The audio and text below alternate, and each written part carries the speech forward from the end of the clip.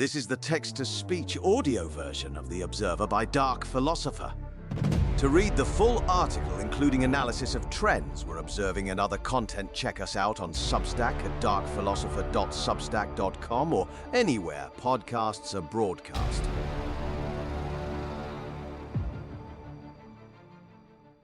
Article title: The Lines We Draw. Article subtitle: What Type of Man Crawls Back Out? Throughout my travels, as some of you who have been here a while may have noticed, I found myself standing on the edge of chasms of human knowledge, which differentiates itself from comforting wisdom in the principal issue that not all knowledge can lead to a satisfying enlightenment.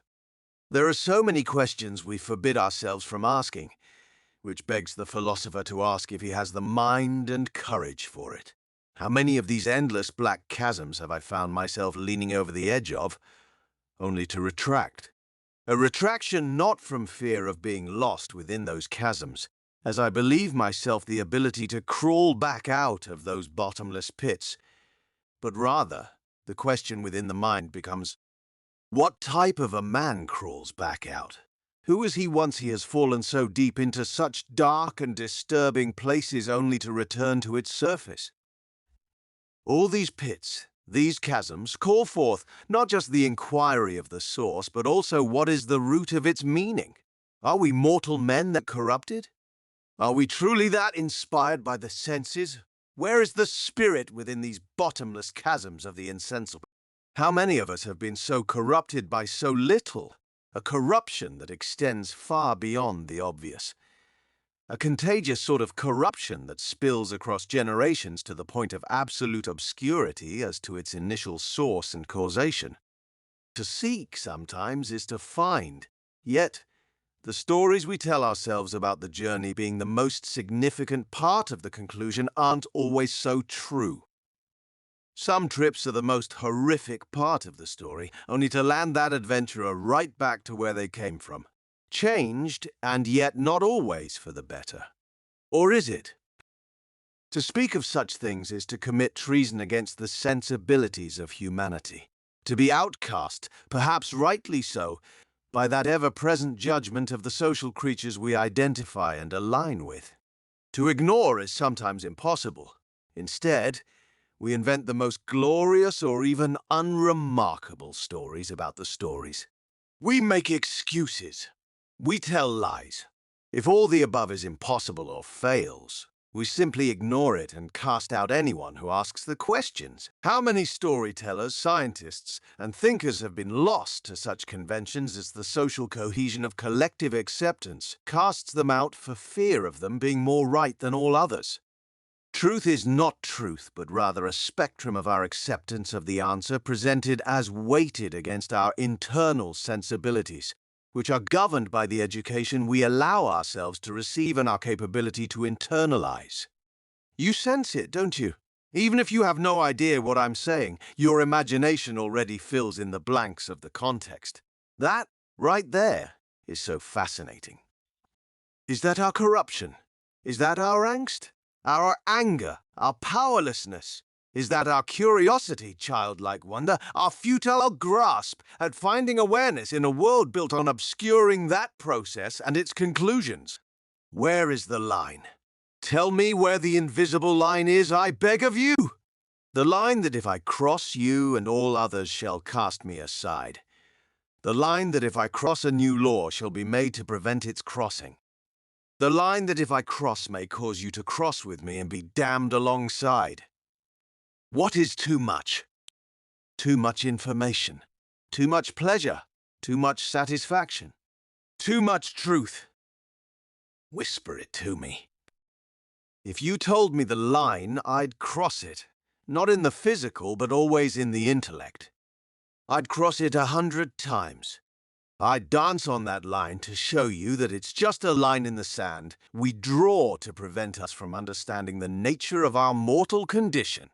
And yet, none of that really matters, for it is the black chasms of humanity that repel, and yet those who fall within them never leave, forming not just a worldview but an entire identity from within that hole.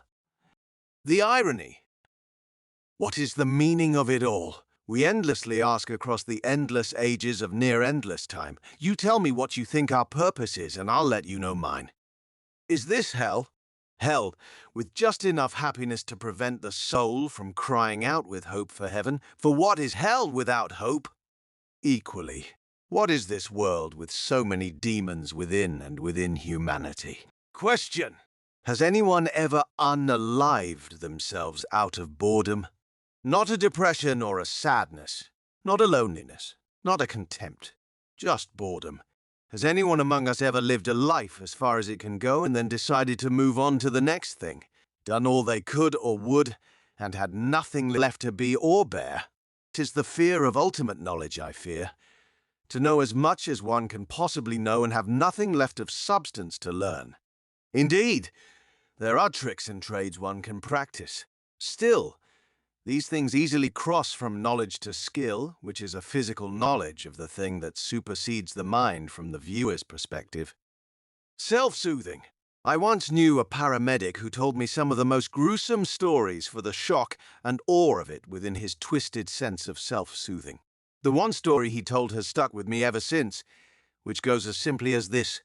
There once was a man who had enough, not wanting to leave a mess for his wife. He loaded a rifle with one bullet and entered his garage. A single shot, he thought. As that bullet passed through his brain, he did not die. He laid on that cement floor for an ungodly amount of time. As his suffering did not end, he crawled across the garage, up a few steps, and back into the home. He crawled into the kitchen to grab a rag to wipe the mess as he went. He crawled to the living room to grab another bullet. He crawled back to the garage to finish his task, wiping the floor as best he could. That man struggled more to die than most ever will to live. I once asked that paramedic why he quit, as he clearly would light up with each tale he told as he recalled all the lives he had saved. He said the day he resigned was the day he was called to gather the remains of his best friend off a highway with a shovel. I never judged him again after learning that. He was a good man, constantly dying. I remember one of the first times I almost died, the first of too many. Trapped within a remote community for a short spell. I awoke in the morning, seeing my breath as the heat within my home was off, having used all its fuel much too early during a particularly bitter winter. I called the person one calls for delivery of that vital fuel. The lady on the phone told me they don't accept credit cards over the phone and that I must travel to her office to pay for the service. I gathered all my layers and headed into the basement, the warmest part of the house by that point, to dress as best I could, wrapped in as many layers as my thick winter jacket would cover. No vehicle would start in that cold, the most bitter cold I've ever felt. I trudged along an empty street. It was only 20 blocks. I don't remember much of the journey. Perhaps it was too cold for memory to work.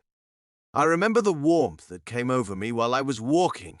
I kept my eyes down to avoid the blistering blast of wind.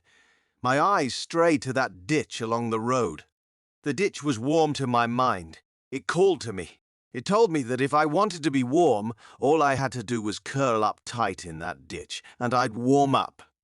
The more I thought about that ditch, the warmer I felt. Just for a moment. The little voice said. Just rest for but a moment, and you'll be warm. I've never wanted anything more than to be warm in that moment. I would have given anything to be warm. I don't know how I made it to the office to pay for that vital warmth. I don't even remember the steps I climbed to the door. All I remember was the look on the lady's face as she screamed. A horrified and uncontrolled scream as I entered the building. You look like death. She screamed as she rushed to me. I made it. I mumbled, her scream shocking me awake from my trance. Ever since I've wondered if I actually made it. I remember stopping on the road and staring at the ditch. I remember it so clearly. I don't remember continuing the journey. I don't remember taking another step until I heard that lady scream. My world has never been the same since. I've never felt as warm as I did gazing at that ditch. Did I die? Am I merely living a false memory of a life lost or could have been? is this death we all are experiencing, but the color of it is just bright enough to fool us into believing we are truly among the living. Is that what death is? The eventual arresting of the human struggle as we succumb to that sweet and loving voice within which tells us, It's going to be okay. Just let go. and we trust that when we do something will catch us. If we freeze, the voice promises warmth. So if we drown, does the voice promise air? If we burn, does the voice promise reprieve? Too many chasms, too many questions, never enough answers. Too many lines, drawn in the sand. This is the end of the text-to-speech audio version of The Observer by Dark Philosopher. For more content, including our trends analysis, see our Substack at darkphilosopher.substack.com. And don't forget to subscribe so you don't miss out on future articles. As always, farewell and good luck. Signed, Dark Philosopher.